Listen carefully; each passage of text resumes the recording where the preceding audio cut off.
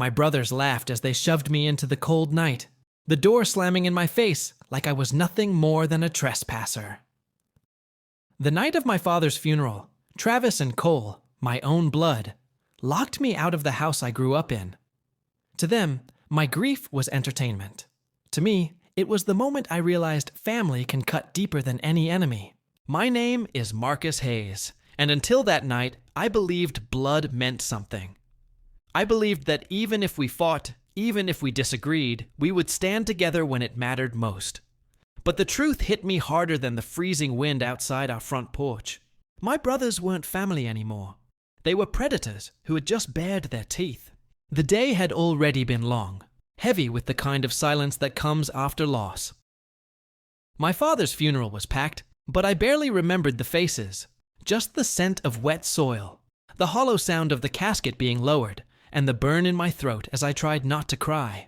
Travis and Cole stood near me at the graveside, their suits sharp, their faces stone cold. Not once did either of them shed a tear. Instead, they kept whispering to each other, eyes darting toward me like I was an outsider at my own father's farewell. By the time we returned to the house, the tension was thick enough to choke on. That home wasn't just wood and brick to me. It was memory. The creak of the staircase, the worn leather of Dad's armchair, the kitchen table where he used to sit with me long after Travis and Cole had stormed off to chase their own reckless lives. It was the last place that still smelled like him, still carried his presence. But that night, my brothers decided it no longer belonged to me. "Keys," Travis said, standing by the front door, his hand outstretched. His tone was casual, but his eyes were sharp, cold. "House is ours now. Don't make this harder than it needs to be." I stared at him, thinking I'd misheard. "What are you talking about? This is our home," Cole smirked, leaning against the wall. "Correction. It's our home, not yours. You've always been Dad's little shadow, Marcus, but that doesn't make you heir to everything. You're not needed here." The words cut sharper than any blade. My father wasn't even in the ground a full day, and they were already dividing the world he'd built, without me in it. "I'm not handing over my keys," I said, my voice steady, even though my chest felt like it might burst. "Dad would never have wanted this. He wanted us to stick together." "Dad's not here anymore," Travis snapped, stepping closer. His breath reeked of whiskey, his tie already loosened like the funeral was nothing more than an inconvenience. "And you? You're weak. You've always been the tag-along, the quiet one, the nobody. We carried this family's name while you sat back. It's time you learned where you actually stand." Cole chuckled, low and mocking, before tilting his head towards the door. "That's where you belong." And with that, Travis yanked the keys from my hand. I didn't fight him. I couldn't. Not because I lacked strength, but because fighting them would have proven them right, that I was the desperate brother clinging to something that wasn't mine. Instead, I walked toward the door, my heart pounding louder than my footsteps. But before I could cross the threshold, Cole shoved me hard. I stumbled onto the porch, the cold night air slapping my face. The door slammed behind me with finality, their laughter echoing through the walls I had called home my entire life. For a long moment, I just stood there, numb. Betrayal has a way of freezing you in place, as if your body hasn't caught up to the cruelty you've just endured. My breath fogged in the air, my fists clenched at my sides, but I didn't cry. Not then. Not yet. Instead, a different kind of heat stirred in me. Quiet, controlled, dangerous. Because if Travis and Cole thought they had erased me, they were wrong. Dead wrong. I walked down the steps slowly, my shoes crunching against the gravel of the driveway. Neighbors' windows glowed with warm light in the distance, unaware of the storm that had just ripped through my life. Every memory of that house, every lesson Dad had ever taught me, replayed in my mind like a reel of film. He used to say, "Character isn't shown in how you treat strangers, Marcus. It's revealed in how you treat family when no one's watching." And my brothers had just revealed themselves.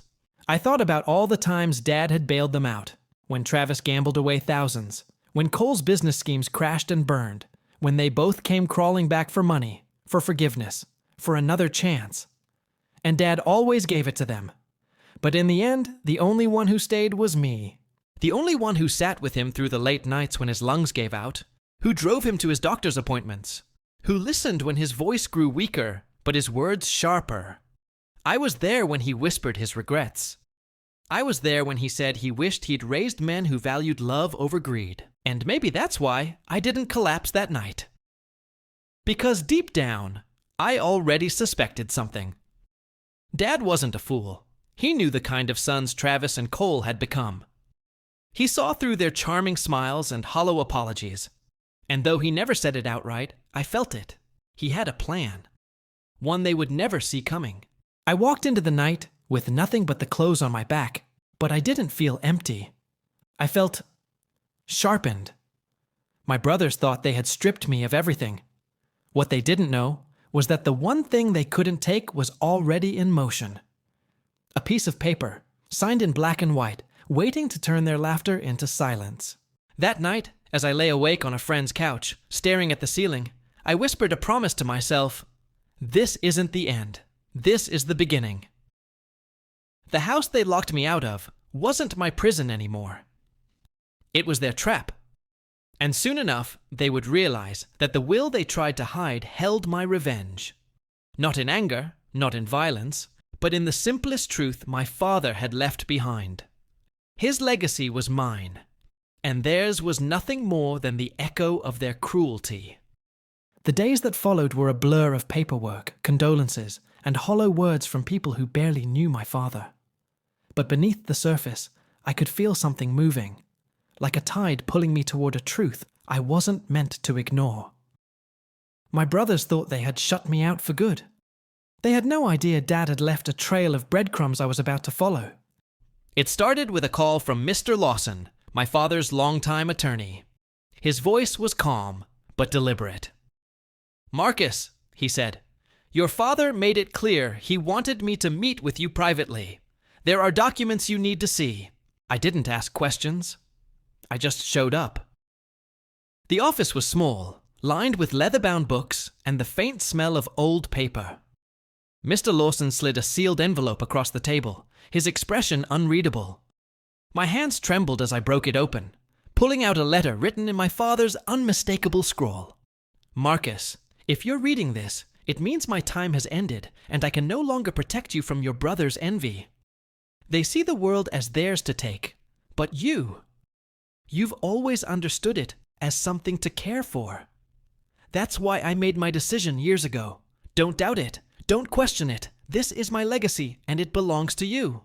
I sat there, staring at the words, the weight of them pressing against my chest.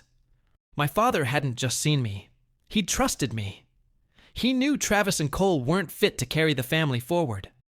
He knew their hunger would swallow everything, leaving nothing behind but ashes. Mr. Lawson cleared his throat, drawing my attention back to the table. "Your father updated his will 5 years ago. Everything. This house, the land, the accounts, the businesses. He left it all to you. Travis and Cole received their share earlier. He considered their debts repaid." I blinked. "Earlier? What do you mean?"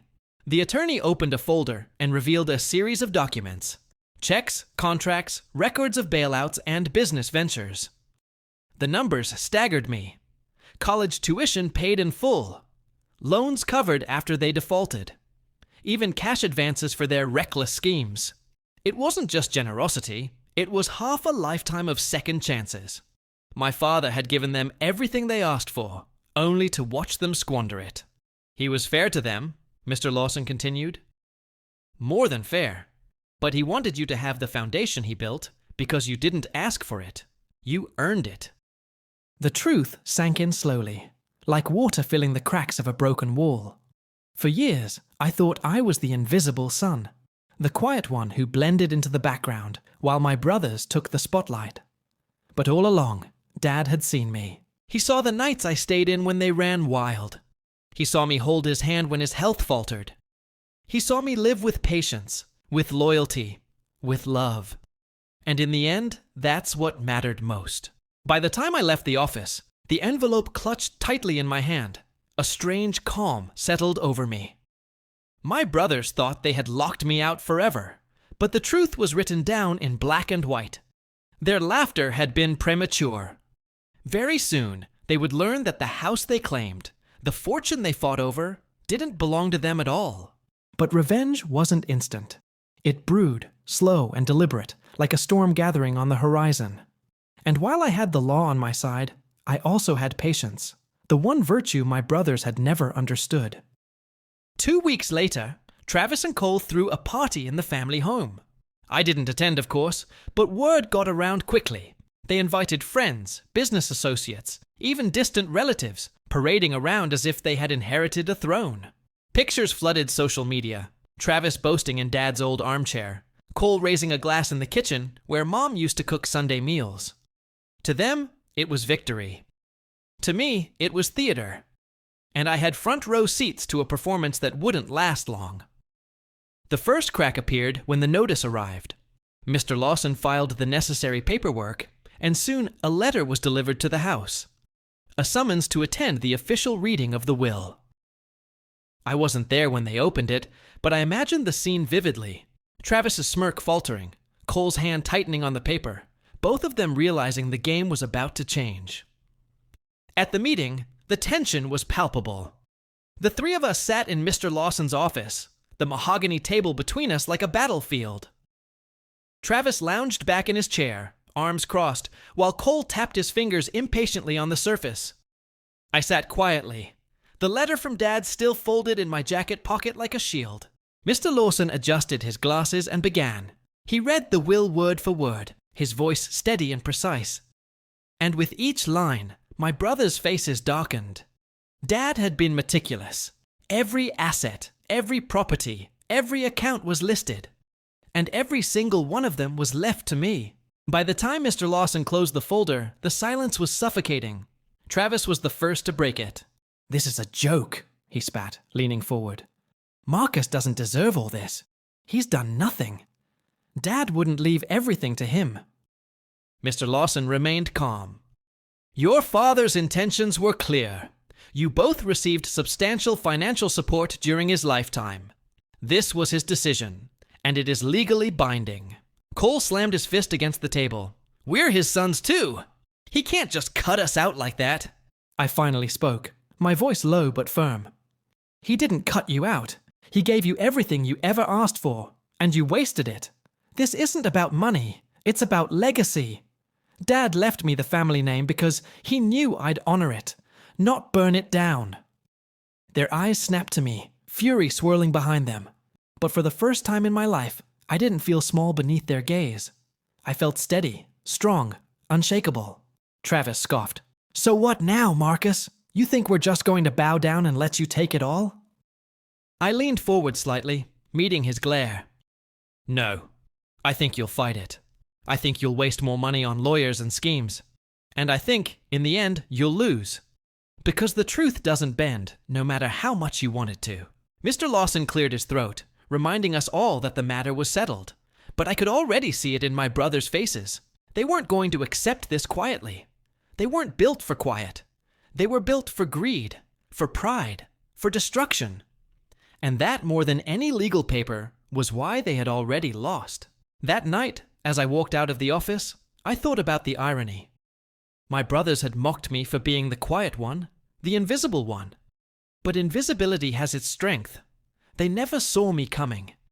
They never saw that Dad had entrusted me with everything they thought was theirs. And soon enough, the same brothers who had locked me out would come knocking, desperate for a door to open. But when that day arrived, they wouldn't find the same Marcus Hayes they had shoved into the cold. They would find a man holding the keys to everything, and the will of a father who knew exactly what he was doing. Weeks passed, and the house was quiet again, eerily so. Travis and Cole tried to maintain their illusion of control, but the truth has a way of unraveling even the tightest facade. They spent hours arguing over lawyers, over minor accounts, over properties that were never theirs. Each day, I watched from the edges, unseen, letting their own greed dig them deeper. My father's will had been clear. Every property, every account, every note of cash had been left to me. But more than the legal papers, it was the moral ledger. My father had written that counted. Travis and Cole had spent a lifetime burning bridges, counting on charm and entitlement to cover their incompetence. I had spent a lifetime building patience, loyalty, and a quiet sense of power. And now the scales were tipping. One evening, as rain pattered softly against the windows of my own new apartment, the phone rang. It was a number I recognized immediately. My brother Travis. His tone, usually sharp and dismissive, was ragged. "Marcus, we need to talk," he said. I smiled faintly. "I thought you had everything already.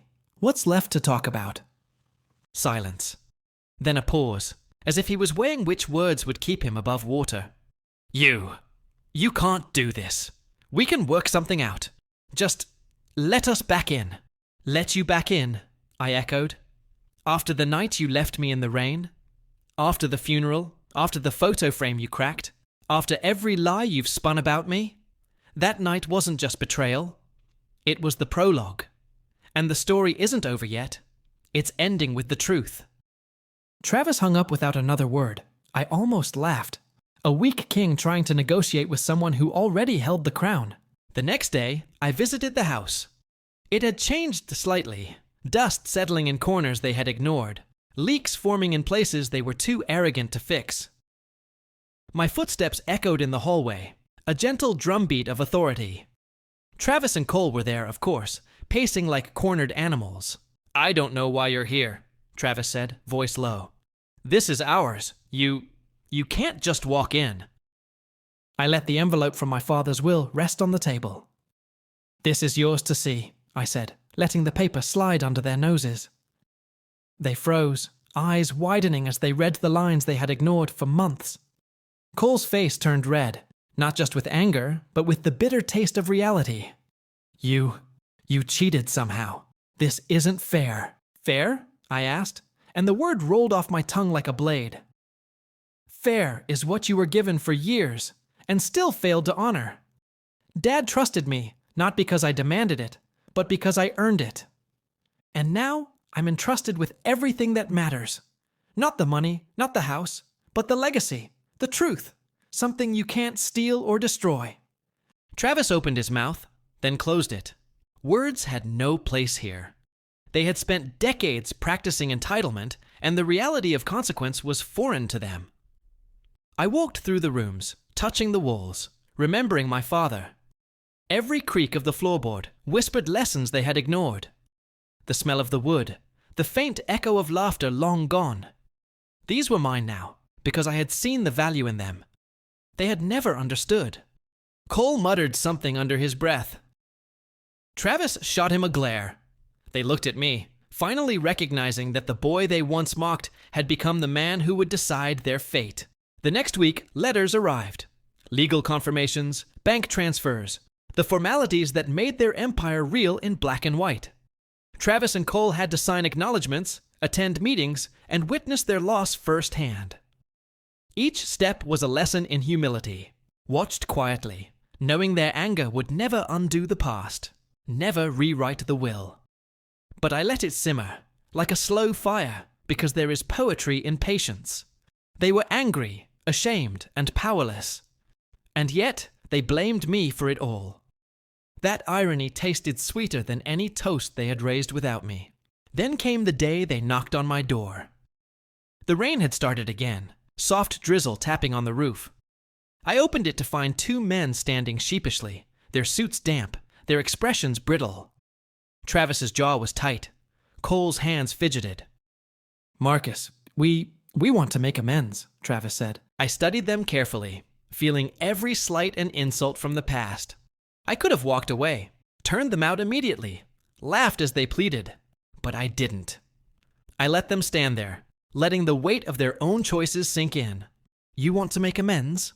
I asked, voice calm, measured. "Do you know what that means? It doesn't mean money, it doesn't mean property. It means honesty, accountability, something you've never offered in your lives." They nodded frantically, as if acknowledging that truth could save them. But it couldn't. Not fully. Only they could see what they had lost, and even then, it would sting for a lifetime. I stepped aside. "Come in," I said, and they shuffled past, hesitant, aware that the floor they walked on no longer bowed to their will. They had to follow my rules now, the unspoken boundaries set by years of patience, loyalty, and moral clarity. In the days that followed, I restored the house. I repaired leaks, polished the wood, and let the memories breathe again. The rooms were mine, but so was the authority. Travis and Cole had to work alongside me, understanding for the first time that respect isn't demanded, it's earned. Every command I gave, every decision I made, reminded them that their arrogance had blinded them for years. I found a quiet satisfaction in this. Not cruelty, but clarity. They had mocked me, laughed at my pain, treated me like a shadow. Now they were witnesses to the truth. Marcus Hayes was more than a shadow. I was the legacy my father had entrusted, and I carried it with care, wit, and a sense of justice they could never grasp. One evening, sitting in the armchair Dad had once claimed as his own, I thought about the irony.